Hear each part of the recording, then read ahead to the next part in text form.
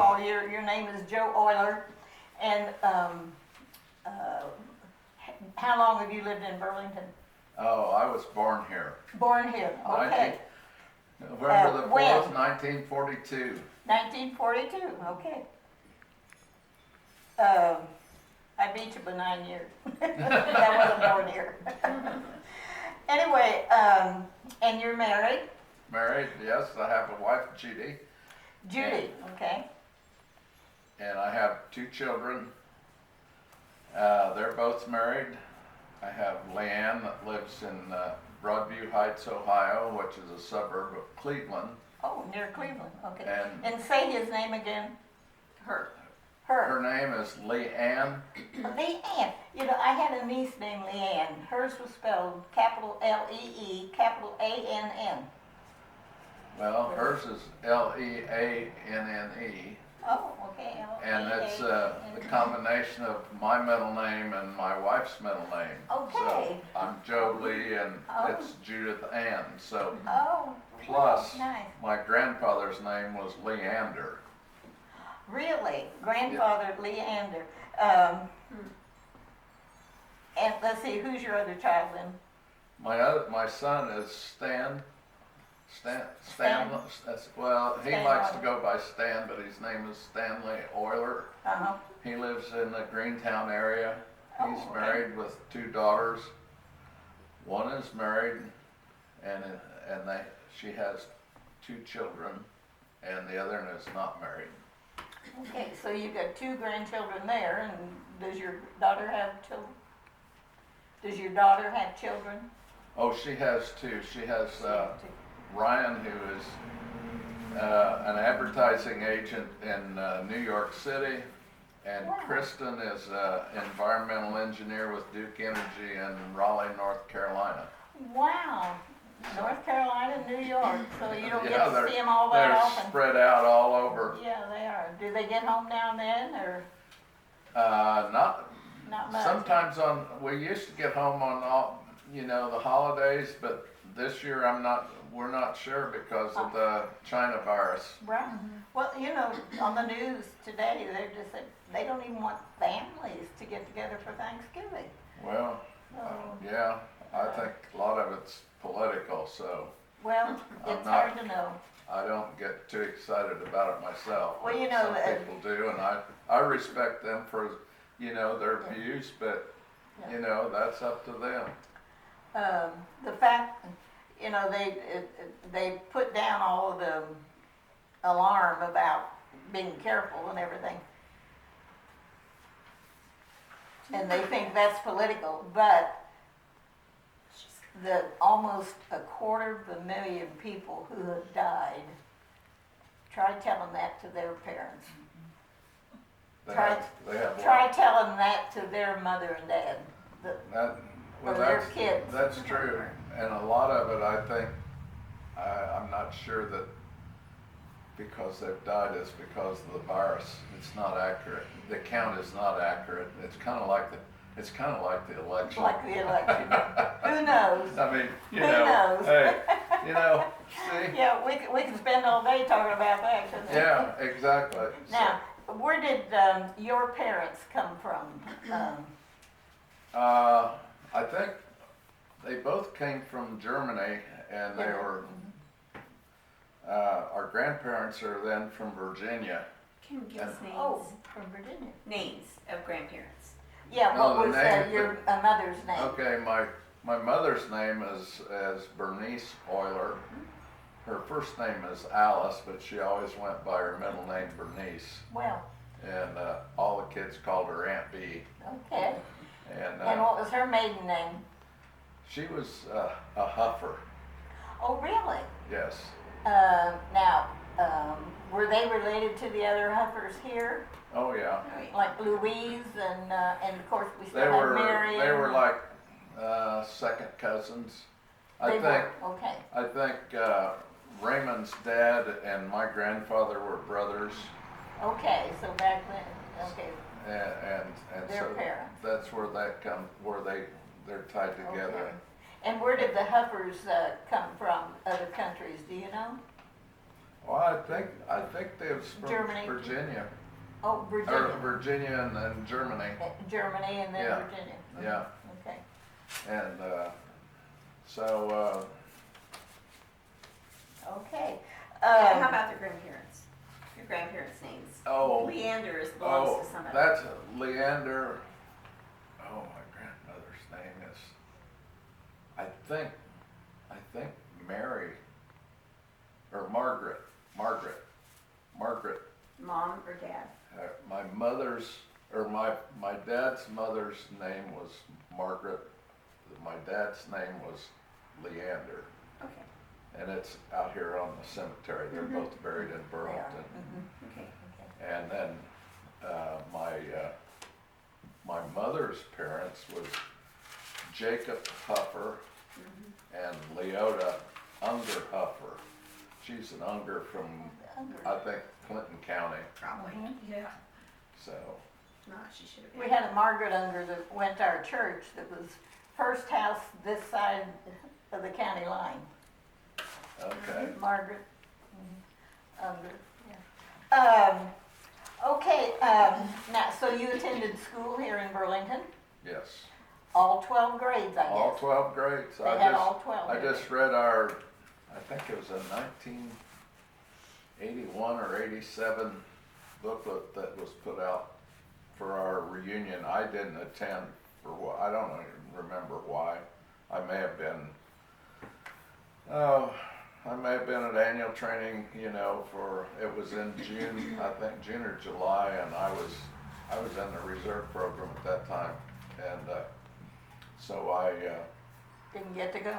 I- You said 87?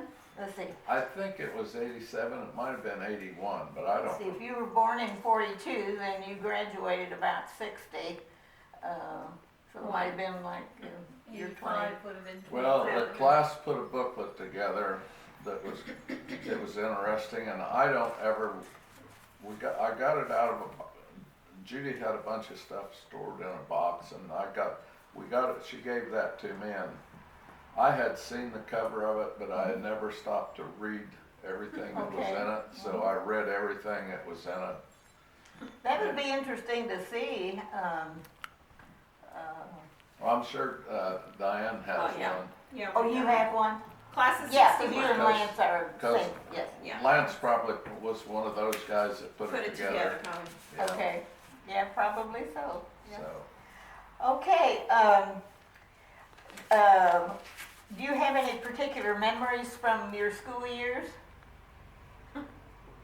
oh, Did you I play? never thought about my school years because we're talking about the Burlington coach house, and I was trying to think beyond that, Oh, yeah. what I would possibly know. No, the purpose of this is just to get stories about Burlington, about what it was like to live in Burlington and what made Burlington what it is today. The people. When I was growing up, it was pretty neat because, we didn't have the fears of vandals and kidnappings and things going on, and a lot of people didn't lock their doors, and I lived next door to Diane's husband, Lance, Yes. and we ran around together, and it was kind of neat. We both dated at the same time, and I think the girls had curfews they had to be in and at a certain time, and a lot of times we'd meet at front of Bigler's restaurant after the date and talk and visit, and then we'd go home from there, and I'd park my car in the garage and he'd park his car in the garage, and then we'd holler at each other back and forth, and I can remember his mother saying, "Well, I know when you got home," because at that time we didn't have air conditioning, so The they windows slept were with open. the windows open. They could hear what was going on in Right. in the area. So Uh-huh. yeah, And what was your curfew? Do you remember what time it was? I didn't have any. But the girls did. What Oh, was their I curfew? think it was 11 o'clock or 12. I Okay. mean, as they got older, I think they got a little more time. Diane might remember what hers was. Do you remember what No. your curfew was? No, I don't think I have Okay. one. But anyway, Yeah. my wife was a year younger than Diane, so she had a little more, Yeah. or Diane had a little more leeway than Judy did. Now, so. where did you go on dates? We just, I don't know, we'd go to the movies and we'd go to drive-ins and just different places. We didn't go out to dinner like places we have now. We'd Right.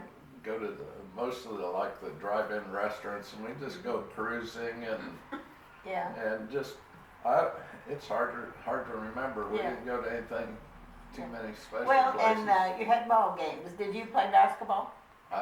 No, I wasn't good enough. Oh, you weren't? No.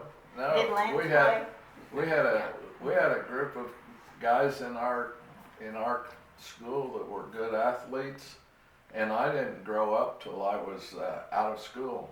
I was only 5'8" and kind of a little. Well, you made up chubby for guy. it. Huh? You made up for it. You're pretty Well, tall I did now. because about 2 years after we played, after I got out of school, we'd play meet at the park and play, and the guys would look at me and say, "Where were you when we needed you playing Yeah, basketball?" really. I mean, I could, I'm big enough, I could knock them over and get rebounds and score, but I didn't have that height At the time. and Bob Knight always said that, you can teach a lot of things, but you can't teach height. No, that's a good way to put it.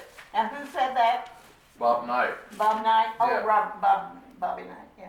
yeah, I he said a do. lot of things. but Yeah, right. That was one of the things he said without Yeah. One of the few you can repeat. So, your family owned property here in Burlington? Yeah. And what did your dad do? What did your dad do? My dad owned Oyler's Dry Goods. Okay, so was he the one that started it? He started it. As a matter of fact, he and Ansel Ballet owned the dry goods and grocery store beside where between Alter's drugstore Yeah. and the hardware was at that time. Oh, And so the hardware was on this side of the highway then? the hardware was on the west side, and it was on the north side of the grocery store. Uh-huh. And then Alter's Was on the other drugstore side was of on the south side, and Yeah. then their store was in the middle. And Yeah. It was pretty narrow, the same as the drugstore. I think the drugstore basically just had Long and narrow. 2 aisles to go down and a soda fountain in the back. Mhm. Now, so you probably grew up working in the store. Did you have to when you were I a did. kid? So I would fill in when my dad wanted to be gone, Fill in. wanted to take off, Yeah. and my mother did too. My Yeah. dad was an avid mushroom hunter in the spring, Oh, really? so she would go down, and then if they were going to be gone during the day and I was home, why I would fill in. Okay. Now, what is a dry goods store? Well, the dry goods store was basically your basic needs for living, your underwear, your shirts, your socks, Okay. your shoes. He sold Wolverine shoes to farmers. They Oh. wore like iron, and then Yes. he sold a lot of what they call key work clothes. And the thing about the key work clothes is the farmers liked them because a lot of times they'd snag their clothes on a nail, and it'd rip a big triangle in their jeans. Well, if they had key work clothes and it got snagged, it would just make a little hole.